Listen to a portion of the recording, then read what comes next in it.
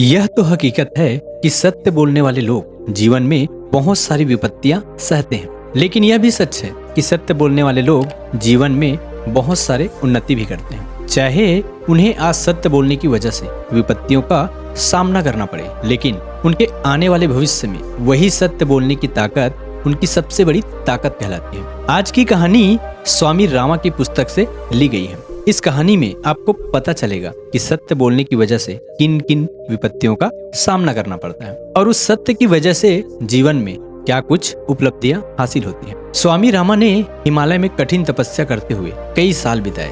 इसी बीच उसने कई संत और योगी से मिले और कुछ ऐसी घटनाएं हुई जिन्होंने स्वामी रामा के जीवन को पूरे तरह से बदल दिया। एक ऐसी घटना हुई थी जब स्वामी रामा अपने गुरु के साथ एक स्टेशन पर ट्रेन का इंतजार कर रहे थे। उसी समय वहां का स्टेशन मास्टर उसके पास आया और गुरु को प्रणाम करते हुए कहा कि महाराज, मैंने 2 दिन पहले अपने सपने में एक संत को देखा था। सपने में मैंने देखा कि उस संत ने मुझे एक मंत्र दिया जिससे मेरा पूरा जीवन बदल गया। मैं 2 दिन से सो नहीं पा रहा हूँ, मन बहुत बेचैन है, मेरी मदद कीजिए, मुझे वह मंत्र दीजिए जिससे मेरा जीवन सुधर जाए। स्वामी ने बड़े ही शांत भाव से कहा कि आप घर परिवार वाले हैं, सरकारी नौकरी वाले हैं, यह सब में आप क्यों उलझना चाहते हैं। स्टेशन मास्टर ने कहा कि महाराज, मैं कई दिनों से बेचैन हो रहा हूँ, यह जीवन बड़ा निरस्त लग रहा है। मैं बार बार सोचता हूँ कि मेरा जन्म क्यों हुआ है, मैं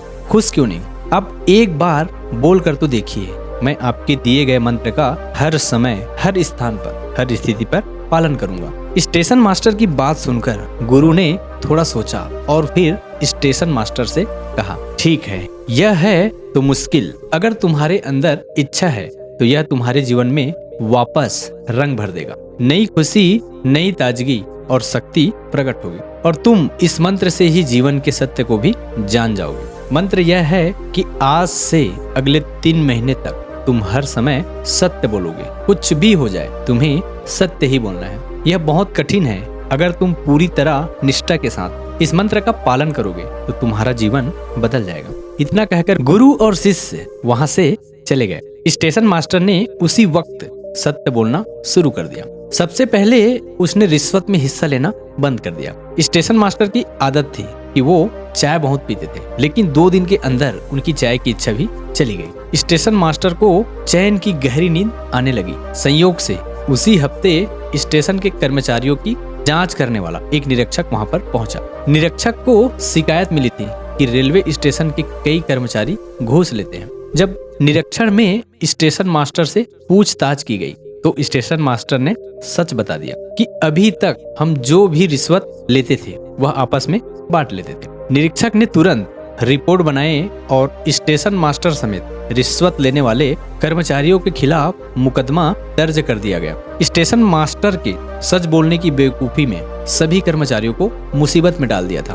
कोर्ट में सारे कर्मचारियों ने स्टेशन मास्टर के खिलाफ झूठा बयान दिया कि रिश्वत केवल स्टेशन मास्टर लेते थे और हमें बदनाम करने के लिए झूठ बोलकर फंसाया गया। स्टेशन मास्टर को 15 साल की सजा पक्की थी। इधर उसकी पत्नी और बच्चे ने भी उनका साथ छोड़ दिया।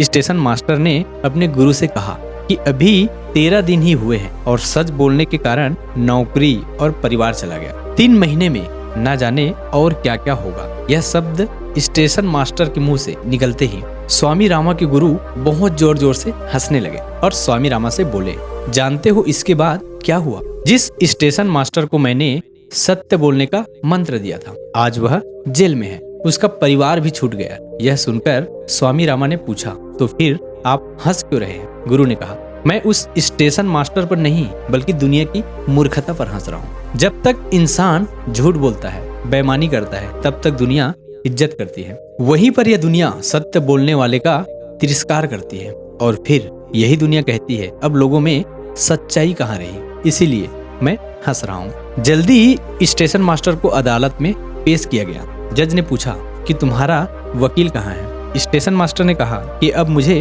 वकील की जरूरत नहीं है। तो जज ने फिर कहा कि तुम सरकारी वकील की मदद ले लो, शायद तुम्हारी सजा कम हो जाए। पर स्टेशन मास्टर ने कहा कि मुझे वकील की भी आवश्यकता नहीं है, आप चाहे जितनी भी सजा दो, पर सच यही है कि जो रिश्वत ली जाती थी उसमें मैं एक हिस्सा लिया था, लेकिन 13 दिन पहले मेरी मुलाकात एक संत से हुई थी। उन्होंने मुझसे कहा था कि कभी झूठ मत बोलना, हर हालत में सत्य ही कहना। उस दिन से आज तक मैंने परिवार, दोस्त और बहुत कुछ खो दिया है और अब मैं अदालत में खड़ा हूँ। यह सुनकर जज ने ब्रेक घोषित कर दिया और चुपचाप स्टेशन मास्टर के साथ अपने कमरे में चले गए। जज ने पूछा कि कौन है वह संत जिनकी बातों के प्रभाव में तुम सत्य बोलने पर अड़े हो। स्टेशन मास्टर ने संत के बारे में बताया तो जज सब कुछ समझ गया। संयोग से वह जज उन्हीं संत के शिष्य थे जिन्होंने स्टेशन मास्टर को सत्य बोलने का मंत्र दिया।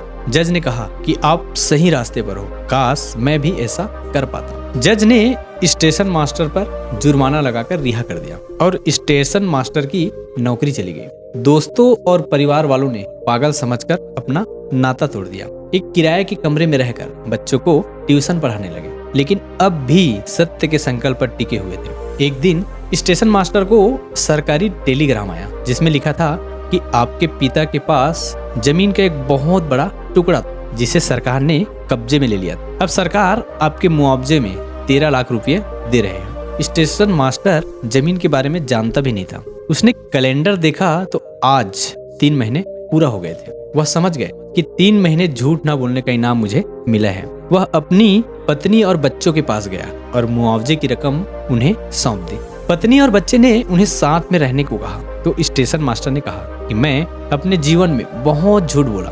मेरे जीवन में निरस्तता थी, मुझे हमेशा डर लगता था, मैंने हंसना छोड़ दिया था। लेकिन जब से मैंने सच बोला है मैं कठिनाई के बीच में भी खुश रहता हूँ, किसी बात का कोई डर नहीं। 3 महीने झूठ ना बोलने से कितना फायदा हुआ है जिन्हें मैं देख लिया। अब मैं यह जानना चाहता हूँ कि अगर मैं जीवन भर झूठ ना बोलूं, सत्य के राह पर चलूं, तो कितना फायदा होगा। तुम लोग इस कठिन रास्ते पर नहीं चल पाओगे, इसलिए तुम इस पैसे को रखो और अपना जीवन जियो। ठीक इसी समय स्वामी रामा के गुरु एक बार फिर हंसने लगे और स्वामी रामा से बोले, तुम जानते हो इसके बाद क्या हुआ? स्टेशन मास्टर ने सब कुछ खोकर भी सत्य का साथ नहीं छोड़ा।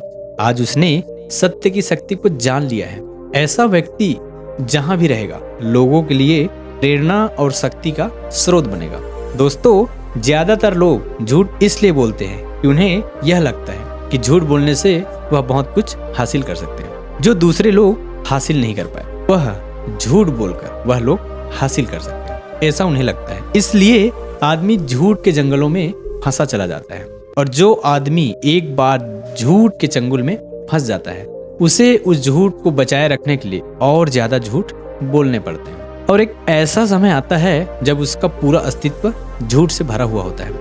लेकिन अगर इंसान संकल्प लेकर बहादुरी दिखाए और एक संकल्प लेकर वह कभी झूठ नहीं बोलेगा, हमेशा सत्य बोलेगा, चाहे कैसी भी परिस्थिति क्यों ना हो सकता है उसके लिए हमें कठिनाई का सामना करना पड़े, लेकिन यकीन मानिए उस कठिनाई में भी आपका मन एकदम शांत रहेगा। अब किसी बात का कोई डर नहीं रहेगा, क्योंकि झूठ बोलने से हो सकता है कि आप धन दौलत कमा ले, कुछ और भी कमा ले, रिश्ते कमा ले, लेकिन यह सब पा लेने के बावजूद आपके मन में यह डर रहेगा कि कल को किसी को मेरी सच्चाई का पता चल गया तो मेरा पूरा जीवन बर्बाद हो जाएगा और आप हमेशा इसी डर के साथ जीते रहोगे। लेकिन अगर आप सच्चे बोलोगे तो हो सकता है कि शुरुआत में लोग आपसे दूरियां बनाएं, क्योंकि सत्य कड़वा होता है। सत्य बोलने के लिए बहादुरी चाहिए होती है, हिम्मत चाहिए होती है और हर इंसान में ऐसी हिम्मत नहीं होती। इसलिए अपने मन से तमाम तरह के डर को दूर करने हैं तो आज से ही संकल्प ले सत्य बोलने का खुद को वचन दे।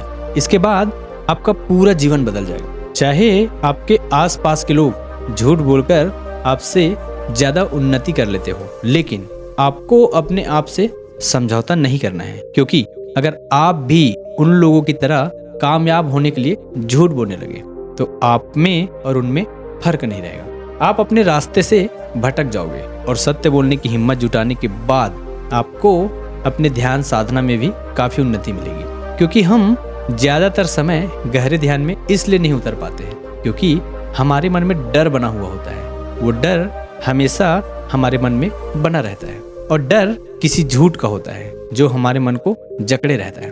उसमें से रस खत्म हो जाता है, मन एकदम सूना सूना हो जाता है, आंखों की नींद उड़ जाती है। यह सब झूठ बोलने की वजह से होता है। आज से ही सच बोलने का प्रयोग शुरू करें। दोस्तों, कैसी लगी यह कहानी आपको कमेंट सेक्शन में जरूर बताना, और अगर अच्छी लगी हो तो इस चैनल को सब्सक्राइब करके नोटिफिकेशन बेल को जरूर ऑन कर देना, ताकि कोई भी ऐसी ज्ञानवर्धक कहानी जब हमारे चैनल पर पोस्ट हो तो आपको तुरंत नोटिफिकेशन पहुंच जाए। तो मिलते हैं किसी अगली कहानी में, तब तक के लिए अपना ख्याल रखिएगा। जय हिंद, जय भारत।